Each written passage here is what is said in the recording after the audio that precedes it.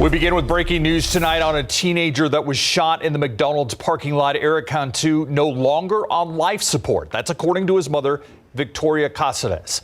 He's not out of the woods just yet, but his mother says her son is still receiving high flow oxygen through a tracheostomy. Now, earlier this week, we reported that Cantu had surgery. His mother said that particular procedure helped to peel off a scar from a lung injury that he had, and that should allow the lung to expand. As we've reported, former San Antonio police officer James Brennan shot at Cantu about a month ago.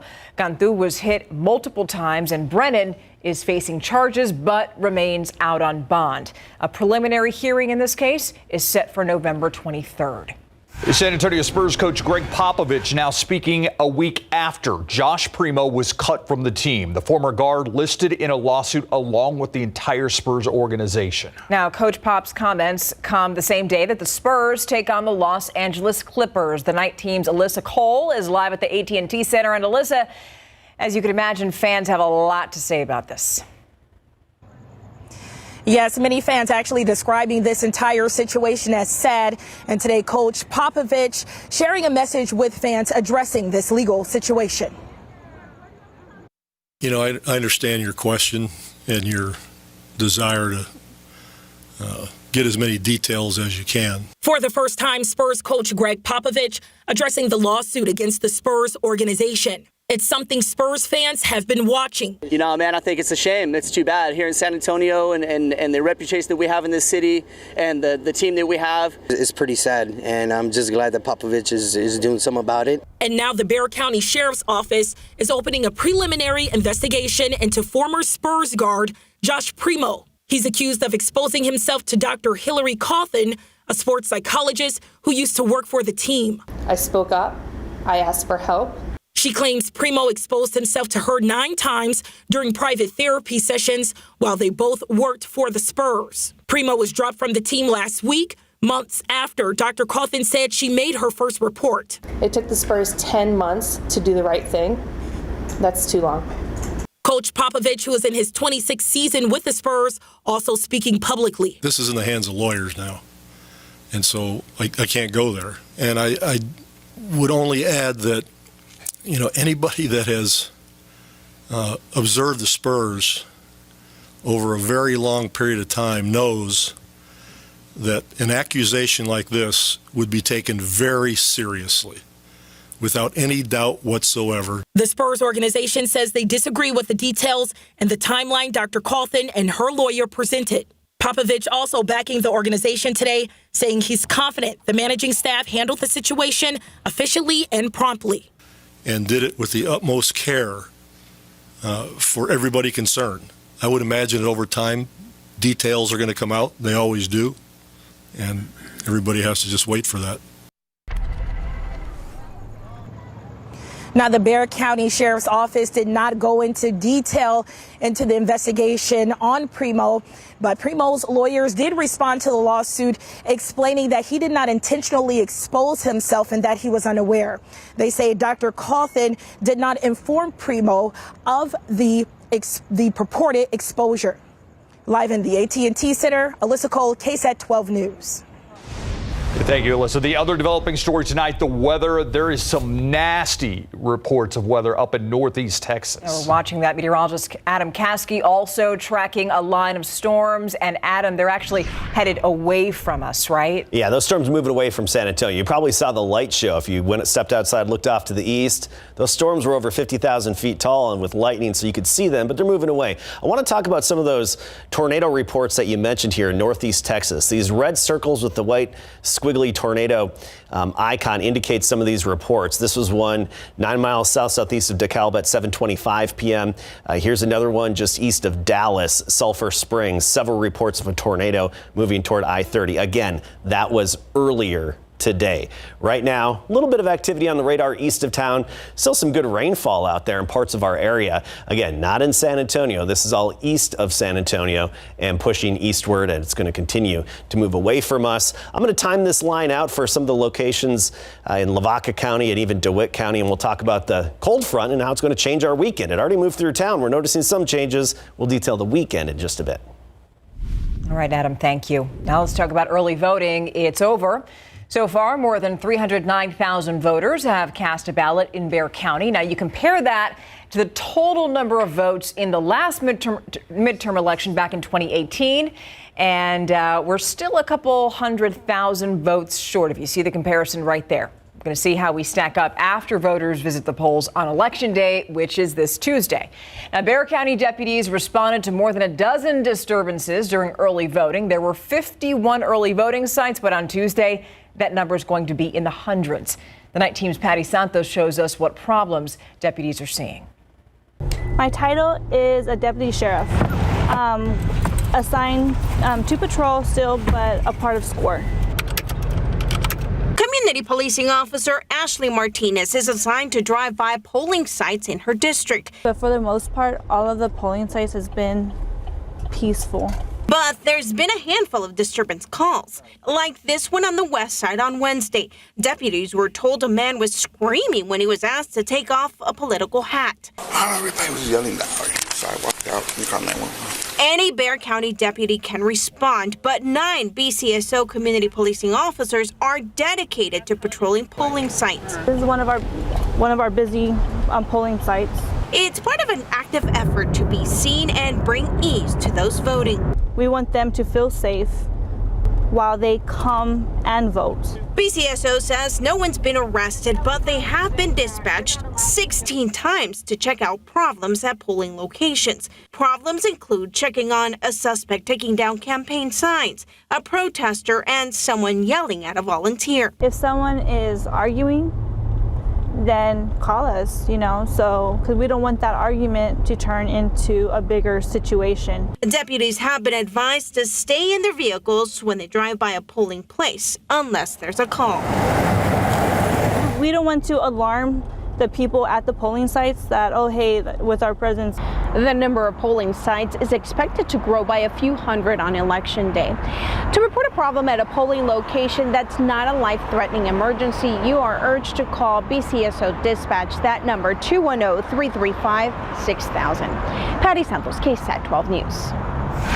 Patty, thank you. Still ahead on the Nightbeat, the South Texas community of Sutherland Springs is preparing to mark a very solemn day. Nearly 5 years since the church shooting there. Neighbors are sharing a message tonight with Uvalde. And the holiday countdown is underway, but there's a potential issue if you're making travel plans. Why some say it may take some magic from Santa to make it to holiday destinations this year. We'll explain.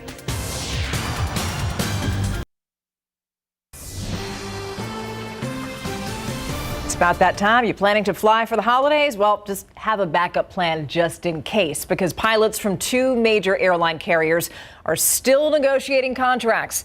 This week, the board of the pilots union at American Airlines rejected a 2-year contract that would have boosted their pay by about 20%.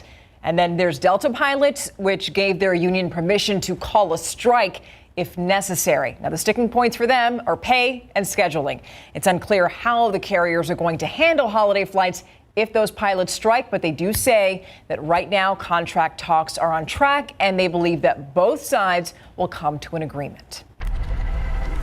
As we continue to deal with the aftermath from the mass shooting in Uvalde, tomorrow we remember the lives lost in another South Texas shooting, the 26 lives lost at the First Baptist Church in Sutherland Springs. The Night Team's Alyssa Cole reports that community offering a message to Uvalde.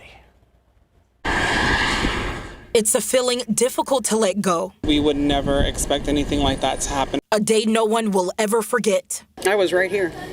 I was right here behind this desk, and everything just changed at the drop of a dime.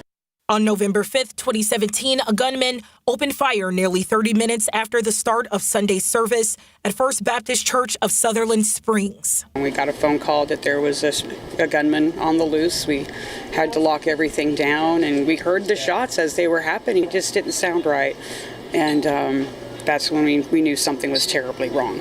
26 people were killed.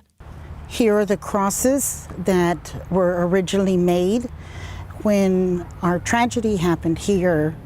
The next 5 years would be spent on rebuilding. This community now offering hope to those dealing with the tragedy in Uvalde. Stay united, Compassionate hearts heal.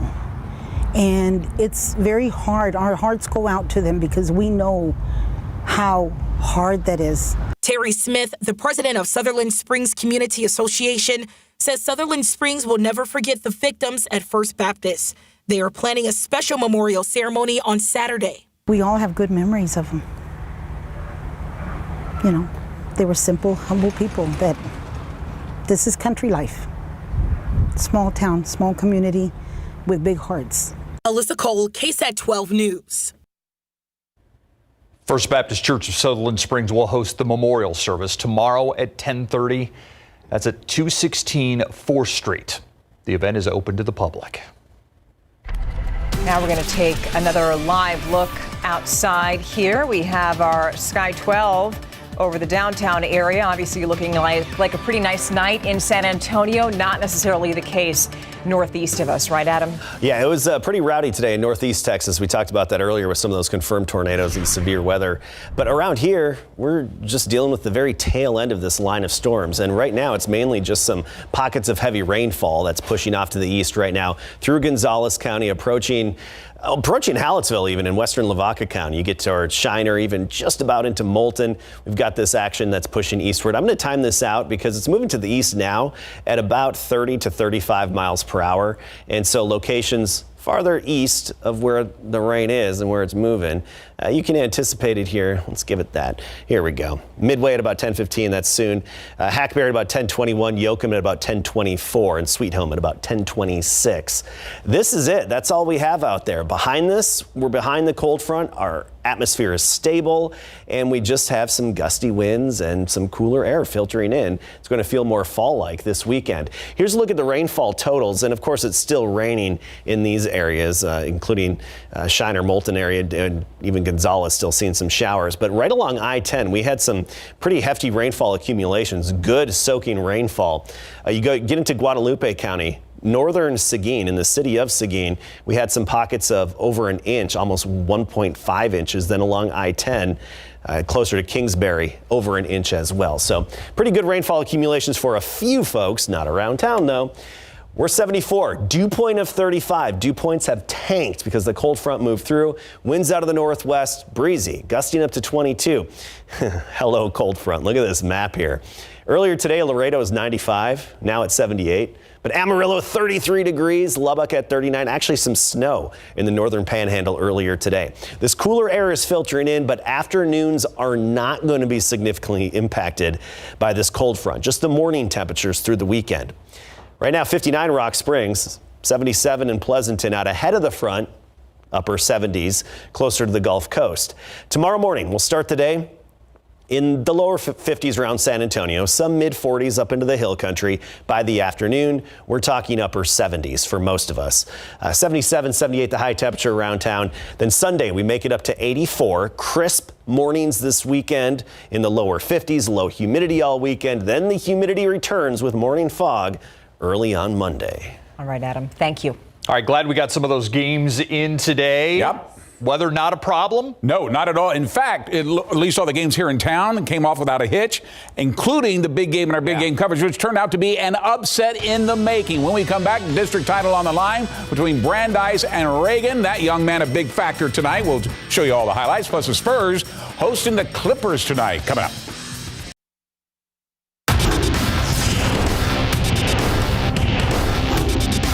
Hi, this is MacArthur Brayma. And you're watching big game coverage on KSAT 12. Let's go, Brayma! Let's go!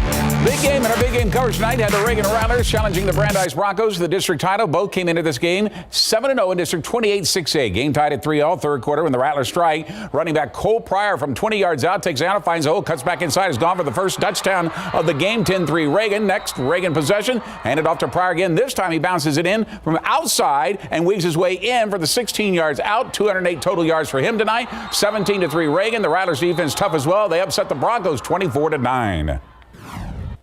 Last year we had a tough loss, and it just coming back here to just retake what was ours, because the district championship belongs at Reagan. All right, push-ups or points out of Lenox Stadium as the number 1 ranked Steel Knights take on Clemens in the battle of 3-0-9. Low-scoring game to start with. Second quarter, the Knights air it out. Chad Warner going deep down the sideline to Jalen Cooper, who gets behind the defense, scores from 40 yards out. They miss the extra point, so it's 6-0 Steel. They would hold till halftime. Third quarter, the Knights on the Clemens 3-yard line. Jaden Bailey muscles his way in to get the Knights a 13-0 lead. The battle of the 3-0-9 is won by Steel 23-0. East Central Hornets facing San Marcos Rattlers tonight. First quarter, San Marcos jumps on top. Quarterback Cutter Gage. Webb takes and fires it, takes that snap, fires it to the end zone to Tony Diaz, and makes a great grab with a 22-yard touchdown, 7-0 San Marcos. Final from the Hive, 20-16 San Marcos. The Seguin Matadors on the road tonight against number 3 ranked Smithson Valley Ranger Stadium. First quarter, the Rangers with the ball on the Seguin 33. They fake the fullback dive, then pitch it out to Braden Bafidis. He runs it into the pile, gets lost, and pops out on the other side on his way up for the touchdown, 7-0 Rangers. Let's go to the big game coverage scoreboard for the first time tonight to check that final. 56-17 Smithson Valley. Reagan over Brandeis 24-9. Big upset there. Steel shuts out Clemens 23-0. San Marcos over East Central 20-16. There's Bernie champion head coach Keith Kaiser, who announced his retirement early this week, coaching the Chargers against MacArthur tonight in their final game of the season. Champion with the ball on the MAC 30-yard line. They air it out. Jordan Ballin drops back, throws a perfect spire to wide open Evan Bates for the first touchdown of the game. 7-0 champion. 56-31 champion takes it. The Roosevelt Rough Riders and Marshall Rams shake hands before their last game of the season at Ferris Stadium. The Rough Riders on the run in the first quarter. The handoff goes to Dante Say, and there's a ton of room as he slips out of one tackle, gets to the near sideline, but he gets chased down at the 7-yard line, but not before picking up 57. Say caps off the drive right here as he cuts up the middle, reaches for the goal line for the score. 7-0 Roosevelt. The final from Ferris. Roosevelt 35-20 over Marshall. The O'Connor Panthers ROTC running on the sideline with the O'Connor flags. That's because the Panthers just scored a touchdown against Holmes. O'Connor's up 14-3 in the second quarter. Add to that lead. Quarterback Aiden Lahr drops back and goes deep to Daniel Edini, who makes a nice over-the-shoulder catch with a 29-yard score, 21-3 O'Connor. The final from Gus, 28-10 O'Connor. Up in Bernie, the Greyhounds and the Battling Billies exchanging pleasantries before kickoff. First quarter, the Greyhounds take the first bite. Bernie on the 23 at Fredericksburg. Quarterback Jackson Bays rolling out of the pocket finds Braden Bays, who spins out of one tackle, then races to the end zone for the touchdown. His 12th of the year. Bernie up 7-0. Back to the big game coverage scoreboard for that final. Bernie with a big win tonight, 42-3, 56-31. Bernie champion over MacArthur. It is Holmes falling to O'Connor tonight, 28-10. Roosevelt on top of Marshall, 35-20. At Eschenberg Field, Floors are hosting Port Lavaca. Calhoun Sandcrabs pouring on in the fourth quarter, up 21-6. Tony Hensley takes the inside handoff right up the middle for the 36-yard touchdown. Sandcrabs lead 28-6. The final from Floresville. Sandcrabs winning 35-13. Check out the fireworks at Southwest Legacy Stadium for the Fire and Armor Bowl. Titans taking on Southwest. Third quarter, Titans trailing 12-7, trying to rally, but this pass is intercepted by Jose Mancias at the 30-yard line. That gets the Dragons sideline fired up. They capitalize on the takeaway.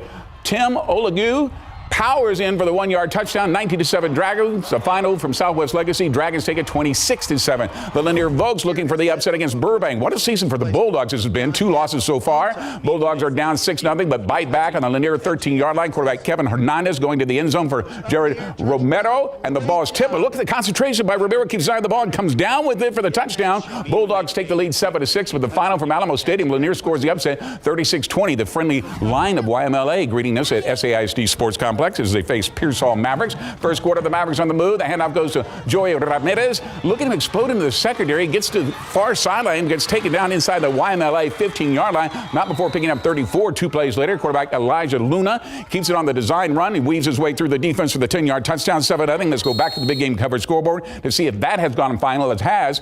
Pearsall with the win, 41-14. Lanier over Burbank in an upset, 36-20. Port Lavaca Calhoun, 35-13 over Floresville. And Southwest over Southwest Legacy, 26-7. The Kennedy Cheerleaders welcome us to Edgewood Veterans Stadium for the annual Salsa Bowl tonight against Memorial. Third quarter, Benjamin down 7-0. Jonah Lopez takes a handoff, outraces the defense to the pylon for the 8-yard touchdown, tie the game at 7-all. But the Rockets answer right back. Ensuing drive, Alfredo Romero makes one man miss, throws a stiff arm, steps out of a tackle, is off to the races down the sideline for the 50-yard touchdown. Extra point is good, 14-7 lead. Kennedy takes it 28-7. It's a cat fight at Bobcat Stadium as West Campus Cougars taking on the Comfort Bobcats. The Cougars down 7-0, but they claw back.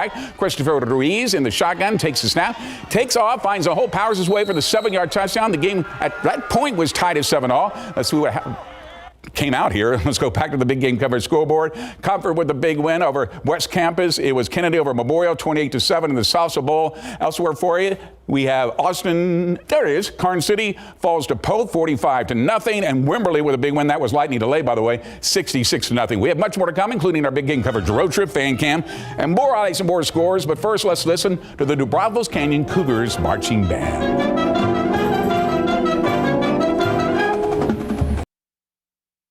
And our big game coverage road trip has Larry photographer Eddie Latigo headed west with stops in Uvalde, Sabadell, and Hondo. And that's which is home right now to our Larry Ramirez and checking in with us from Hondo. Yeah, thanks, Greg. You know, it blows my mind that the regular season is about to end this weekend. Time flies when you're having fun, that's for sure. Now, our first game tonight saw Somerset at Uvalde, where both teams are playoff bound.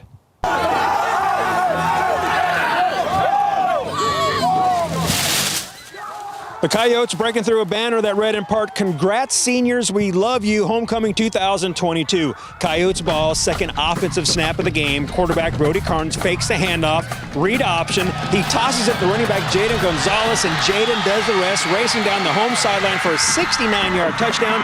Point after was good, and the Coyotes led 7-0 just 56 seconds into the game.